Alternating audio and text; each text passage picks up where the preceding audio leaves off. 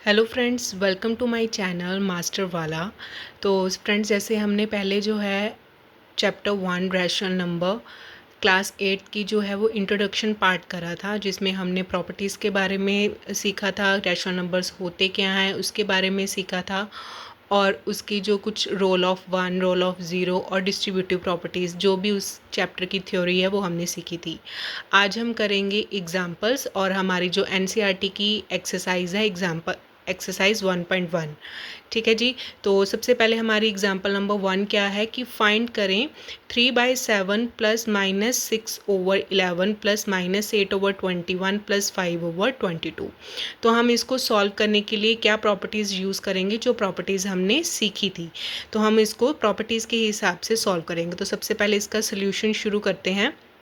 तो हमने एक कॉम्यूटेटिव प्रॉपर्टी सीखी है और एक एसोसिएटिव प्रॉपर्टी सीखी है। कॉम्यूटेटिव प्रॉपर्टी क्या होती है, जब हम टू नंबर्स को जो है किसी भी हिसाब से प्लस कर लें तो हम उसका आंसर जो है वो सेम आता है। सेम फॉर एसोसिएटिव प्रॉपर्टी, जो तीन या उससे ज़्यादा नंबर्स के ऊपर अप्लाई होती है, तो हम इसमें वही वाली प्रॉपर्टी यूज़ करेंगे। यहाँ पे हमें 7 दिख रहा है, यहाँ पे 21 दिख रहा है, तो ये दोनों एक टेबल पे आते हैं। ये 11 है डिनोमिनेटर में और ये 22 है डिनोमिनेटर में, तो ये दोनों भी नंबर एक टेबल पे आते हैं, तो हम इनको कंबाइन कर लेंगे टू जस्ट सॉल्व, कि हम अपनी कैलकुलेशन को सिंप्लीफाई कर पाएँ, क्योंकि सबका एलसीएम लेकर अलग अलग चारों नंबर्स का करना थोड़ा मुश्किल हो जाएगा। तो उसके हिसाब से हमने ये दो नंबर्स को इकट्ठे एक ब्रैकेट में लिख लिया, प्लस अब ये दो नंबर्स को हम लिख लेंगे। तो ये हमने कौन सी प्रॉपर्टी यूज़ करी है, किस प्रॉपर्टी के थ्रू हमने ये किया है, by commutative and associative property के हिसाब से हमने इन नंबर्स को ज्वाइन कर लिया है, क्योंकि इनको प्लस करने में कोई भी आगे लिखें चाहे पीछे लिखें कोई भी फ़र्क नहीं पड़ता है। ठीक है जी। अब ये वाला नंबर है 7 और ये है 21। हम अब इनका क्या ले लेंगे, एलसीएम। तो जिन बच्चों को एलसीएम नहीं लेना आता वो एक बार देख लें। 7 और 21 का एलसीएम लेना है, तो ये दोनों नंबर किस नंबर पे कट हो रहे हैं, 7 नंबर पे कट हो रहे हैं। तो 7 के टेबल पे 7 1 पे आता है, 21 कहाँ पे आता है, 3 पे। फिर अब ये नंबर कहाँ पे कट होएगा, 3 पे कट होएगा, क्योंकि ये तो 1 का तो 1 ही रह जाएगा, 3 कहाँ पे कट होके क्या बन जाएगा, 1। तो इसका एलसीएम क्या बना, 21। तो अब ये वाली ब्रैकेट को सिर्फ सॉल्व कर रहे हैं, तो इसका एलसीएम क्या बना है जी, 21 एलसीएम बना है। अब नीचे वाला नंबर जो डिनोमिनेटर है उसके साथ क्या करते हैं, डिवाइड करते हैं, और जो आंसर आता है उसको ऊपर वाला न्यूमिनेटर के साथ क्या करते हैं, मल्टीप्लाई करते हैं। तो 7 और ये है 21।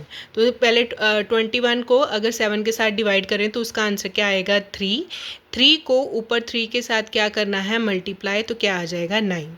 उसके बाद साइन है प्लस का, नीचे यहाँ पे डिनोमिनेटर सेम है तो इसको चेंज करने की ज़रूरत नहीं है, क्योंकि 21 को 21 के साथ डिवाइड करते हैं तो आंसर क्या आएगा, माइनस, सेम नंबर आ जाएगा, 1 आ जाएगा, तो सेम ऊपर वाला नंबर -8 आ जाएगा। ठीक है जी। ये तो एक ब्रैकेट हमारी सॉल्व होगी। दूसरा आता है 11 और 22। तो 11 और 22 को अगर हम सॉल्व करें तो 11 और ये 22 आएगा 2 पे, और फिर 2 के साथ कट हुआ तो ये बना, एलसीएम कितना आया हमारा, 11 × 2 22। जो बच्चे चाहते हैं कि उनको एलसीएम वगैरह अलग से समझाया जाए तो आप नीचे कमेंट में बता सकते हैं, तो उसके लिए हम अलग से वीडियो बना देंगे। लेकिन आई होप अब आप 8th क्लास में हो चुके हो तो आपको एलसीएम वाला पार्ट आता होएगा। तो इसका क्या आ गया, 22। अब इसको इसके साथ क्या करना है जी, डिवाइड। तो 22 को अगर हम 11 के साथ डिवाइड करें तो क्या आता है आंसर, 2। 6 को 2 के साथ मल्टीप्लाई करा, कितना बना, -12। आगे साइन है प्लस का, 22 को 22 के साथ डिवाइड करेंगे, आंसर क्या आ जाएगा, सेम आएगा, 1 आएगा, तो 1 को 5 के साथ करेंगे तो 5 ही बनेगा। ठीक है जी। तो सिंपल हमने कैलकुलेशन जस्ट एलसीएम लेकर करी है। सबसे फर्स्ट स्टेप में हमने जो सेम नंबर हमें डिनोमिनेटर वाले लगे उनको इकट्ठा किया है by using property commutative and associative. फिर हमने जस्ट एलसीएम लेकर सॉल्व करा है। अब इसको सॉल्व करते हैं, प्लस माइनस तो माइनस हो जाएगा, 9 - 8 कितना आंसर आएगा, 1, 1/21। और ये माइनस प्लस क्या करेंगे, माइनस करेंगे, 12 में से 5 माइनस करा, कितना आंसर आया, 7, और बड़ी टर्म के साथ माइनस का साइन है तो कितना बनेगा, -7/22। ठीक है जी। फर्स्ट ब्रैकेट का ये आंसर, सेकंड ब्रैकेट का ये आंसर। अब यहाँ से फिर से डिनोमिनेटर आपके क्या हैं, अलग अलग डिनोमिनेटर हैं, तो इनको पहले हमें डिनोमिनेटर को सॉल्व करने के लिए एलसीएम लेना होएगा 21 और 22 का। तो ये दोनों नंबर जो हैं कहाँ पे आएंगे, इनका एलसीएम क्या बनेगा, सेम ये दोनों अलग अलग नंबर हैं, तो पहले 21 पे ही लेंगे, मतलब 7 और 3 भी ले सकते हैं। तो ये 3 पे आएगा, ये 22 लिखोगे, ये 3 पे लिखोगे, फिर ये 11 पे लिखोगे, फिर ये 2 आएगा यहाँ। तो फिर सीधा ही हमें पता है कि दोनों नंबर अलग हैं, हम सीधा सीधा मल्टीप्लाई भी कर सकते हैं। तो हम सीधा ही 22 को 21 के साथ क्या करके देख लेते हैं, मल्टीप्लाई। तो अब भी हमारा आंसर जो है वो क्या आएगा, सेम ही आएगा, विच इज़ 462। ठीक है जी। तो अब हमने इनका एलसीएम क्या लिख दिया, 462। तो अब इसको डिवाइड करेंगे तो ये 22 आएगा, इसको इसके साथ डिवाइड करेंगे तो 21 आएगा, क्योंकि इन्हीं दो नंबर्स को मल्टीप्लाई करके ये मल्टीप्लिकेशन का हमारा आंसर आया है। तो 462 को अगर हम 21 के साथ डिवाइड करते हैं तो कितना आंसर आएगा, 22। या हम क्रॉस मल्टीप्लाई भी कर सकते हैं अगर दोनों नंबर अलग होते हैं। तो 1 को 22 के साथ मल्टीप्लाई करेंगे तो 22 आएगा। उसके बाद है साइन माइनस का, तो अब इसके साथ इसको क्या करना है जी, डिवाइड। 462 को 22 के साथ डिवाइड करेंगे तो क्या आएगा, 21। तो 21 को अगर हम 7 के साथ मल्टीप्लाई करेंगे तो कितना आता है, 147। अब 147 में से 22 क्या करेंगे, माइनस, क्योंकि ये क्या है, प्लस माइनस माइनस होएगा, और बड़ी टर्म के साथ अगर माइनस का साइन है तो माइनस का साइन हमारा क्या आएगा, आंसर में भी आएगा। तो जब हम माइनस करके देखेंगे तो हमारे पास बचेगा 125/462, यही हमारा फाइनल आंसर है।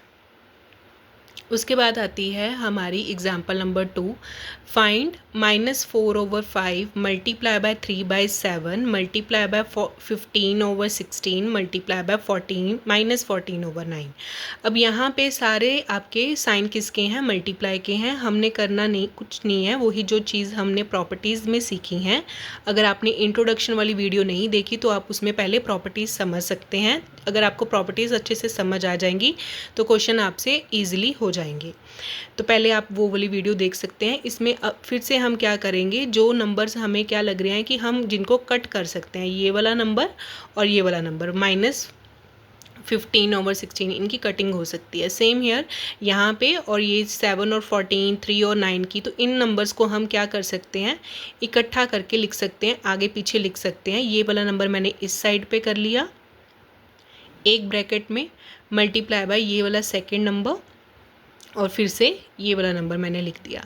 ये वाला चीज़ हम कैसे कर सकते हैं, आगे पीछे करने वाली चीज़, ये हम कर सकते हैं by property commutative and associative property के हिसाब से हम ये चीज़ कर सकते हैं जी। ठीक है जी। अब हम क्या करेंगे, जो हमें कटिंग में दिख रहा है कि जितनी कटिंग हम कर सकते हैं उतनी हम करते हैं। पहले 5 की 15 के साथ की, तो 5 के टेबल पे 15 आता है 3 पे। यहाँ पे 14 और 16 की करी, 4 और 16 की करी, 4 के टेबल पे 16 आता है 4 पे। तो यहाँ पे फर्स्ट ब्रैकेट का आंसर आया, यहाँ पे माइनस बचा था और ऊपर बचा 3 और नीचे से क्या बचा है, 4 मल्टीप्लाई। सेकेंड ब्रैकेट देखते हैं, 3 और 9, तो ये बना 3। 7 के टेबल पे 14 कहाँ पे आता है जी, 2 पे। तो अगर हम ऊपर देखें तो यहाँ बचा माइनस और ये बचा 2 ओवर, यहाँ से क्या बचा है जी, 3। ठीक है। तो फर्स्ट ब्रैकेट का ये आंसर, सेकंड का ये। अब फिर से कटिंग हो रही है, 3 की 3 के साथ कट जाएगा, 2 और 4 की कटिंग होकर क्या बनेगा, 2। ठीक है। और हमारा माइनस साइन और ये माइनस साइन भी कट के क्या बन जाएगा, पॉजिटिव। तो ऊपर हमारे पास सिर्फ बचा 1 और नीचे बचा हमारे पास 2। यही हमारे पास आंसर है, दैट इज़ 1/2 इसका आंसर है। तो बाय प्रॉपर्टी किस यूज़ करने के हिसाब से हमारा आंसर ईजिली आ जाता है। अब एग्जाम्पल नंबर 3 देखते हैं। उसमें लिखा है फाइंड 2/5 मल्टीप्लाई बाय -3/7, फिर उसके बाद -1/14 है, फिर -3/7 इंटू 3/5 है। तो यहाँ पे देखिए जो ये टर्म्स है, ये एक अलग टर्म है, ये फर्स्ट टर्म है, ये सेकंड टर्म है, और ये क्या है आपकी थर्ड टर्म है, तीसरा टर्म ये अलग से है। तो बाय सॉल्यूशन जो हम करते हैं कि हमें जो चाहिए होता है हम उसको आपस में ज्वाइन कर लेते हैं। तो यहाँ पे कुछ हमें दिख रहा है कि ये -3/7 है, ये भी 3/7 है, तो इन दोनों में से ये कुछ कॉमन आ सकता है। तो इन दोनों को पहले इकट्ठा करके लिखते हैं, ये मतलब साथ साथ ये फर्स्ट टर्म। उसके बाद मुझे ये टर्म चाहिए तो इसको मैंने यहाँ पे लिखा -3/7 3/5। ठीक है, ये एक टर्म आ गया और ये थर्ड टर्म जो बची थी वो मैंने पीछे कर दी। ठीक है, इसको इधर कर दिया, ये वाली टर्म को इधर कर दिया। ठीक है, इसको आगे कर लिया, इसको पीछे कर लिया। तो कि कौन सी प्रॉपर्टी हुई, सिर्फ 2 नंबर्स को हिलाया मैंने। तो ये 2 नंबर्स को हिलाने को वाली प्रॉपर्टी क्या होती है, कम्यूटेटिव प्रॉपर्टी, कम्यूटेटिविटी। ठीक है, तो ये प्रॉपर्टी के हिसाब से हमने क्या कर लिया, 2 टर्म्स को आगे पीछे कर लिया। अब मुझे यहाँ पे -3/7 दिख रहा है और ये -3/7 यहाँ दिख रहा है, तो इसको हम क्या लिख सकते हैं, बाहर कॉमन। तो इस ब्रैकेट में क्या बचा, 2/5, उसके बाद प्लस का साइन है और फिर इस ब्रैकेट में क्या बचा, 3/5 और बाद में हमारे पास एक नंबर था -1/14। ठीक है जी। अब इसको सॉल्व करना तो बहुत इजी हो गया क्योंकि नीचे डिनोमिनेटर क्या है, 5, तो 5 तो आपका क्या बन जाएगा, एलसीएम, और ऊपर वाले टर्म्स जो हैं वो सेम आ जाएंगे, 3 + 5, क्योंकि 5 के साथ 5 डिवाइड होकर 1 नहीं बनेगा, तो ऊपर वाले नंबर्स क्या आएंगे, हमारे सेम आएंगे। तो अगर अब हम इनको सॉल्व करें, ब्रैकेट के बाहर जो नंबर होता है वो किस फॉर्म में होता है, मल्टीप्लाई फॉर्म में होता है। तो ये प्लस करके कितना बना, 5/5, साथ में -1/14, तो ये तो 1 ही बन गया। ठीक है जी, तो यहाँ से क्या बचा, -3/7 और -1/14। अब इनको सॉल्व करने के लिए ये जो दो नंबर्स हैं, -3/7 एंड -1/14, इसके लिए हमें क्या लेना पड़ेगा, एलसीएम। 7 और 14 का एलसीएम अगर हम लें तो क्या बनेगा, 7 × 2 कितना बना, 14, एलसीएम इसका क्या आया, 14, 7 और इसका एलसीएम 14, 14 को 7 के साथ डिवाइड करेंगे तो क्या आंसर आएगा, 2 को ऊपर वाले नंबर के साथ क्या करना है, हमने मल्टीप्लाई, तो कितना बना, -6, और यहाँ पे ये नंबर 14 को 14 के साथ करेंगे सेम 1 ही आएगा और ये सेम नंबर बन जाएगा -1, तो -6 -1 कितना बना, -7/14। फिर से अब इनकी क्या हो रही है जी, कटिंग 7 के टेबल पे, तो ये कितना आ गया आंसर, -1/2। ये हमारा क्या आ गया जी, आंसर एग्जाम्पल नंबर 3 का। अब जैसे हमने एग्जाम्पल्स सारी कर ली हमारे चैप्टर नंबर 1 रैशनल नंबर्स की, अब हम करेंगे एक्सरसाइज 1.1। पहले हम प्रॉपर्टीज़ सीखेंगे जो इंट्रोडक्शन वाले पार्ट वाली वीडियो में है। अगर आपने नहीं देखी है तो आप उसको देख सकते हो ताकि आपको प्रॉपर्टीज़ के नेम्स जो हैं वो लर्न हो सके, मैंने उसमें अच्छी तरह से एक्सप्लेन करा है। इसके बाद हम करेंगे एनसीईआरटी एग्जाम्पलर की भी एक्सरसाइज, जो भी उसमें एक्सरसाइज के क्वेश्चंस हैं। तो अभी हम कर रहे हैं एनसीईआरटी बुक की जो एक्सरसाइज है उसके क्वेश्चंस कर रहे हैं। सबसे फर्स्ट क्वेश्चन है, name the property under multiplication used in each. हमें प्रॉपर्टी का नेम बताना है। फर्स्ट है -4/5 × 1 is equal to 1 × -4/5 is equal to -4/5। तो ये कौन सी प्रॉपर्टी है, 1 के साथ मल्टीप्लाई करें इसको और चाहे आगे से मल्टीप्लाई करें चाहे पीछे से मल्टीप्लाई करें सेम आंसर आ जाता है। तो इसको क्या बोलते हैं, क्या बोलते हैं जी, multiplicative identity, multiplicative identity. Next second property है हमारी, -13/7 multiply by -2/7 is equal to -2/7 multiply by -13/7। ये नंबर a × b था, उसको b × a कर दिया, बस स्प्लिट कराए, चाहे इधर से मल्टीप्लाई करो चाहे इधर से मल्टीप्लाई करो, आंसर आपका क्या आएगा, सेम आएगा। तो ये वाली प्रॉपर्टी किस क्या होती है, कम्यूटेटिव प्रॉपर्टी।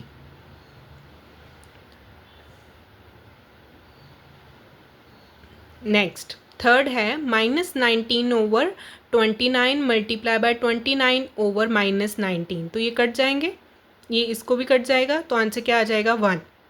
तो ये जो नंबर है a/b जस्ट उसका क्या करा है, रेसिप्रोकल करा, ये नंबर ऊपर कर दिया ये नंबर नीचे कर दिया, तो इसको क्या बोलते हैं, multiplicative inverse, multiplicative inverse. Second question, tell what property allow you to compute 1 by 3 into 6 into 4 by 3 as 1 by 3 into 6 into 4 by 3.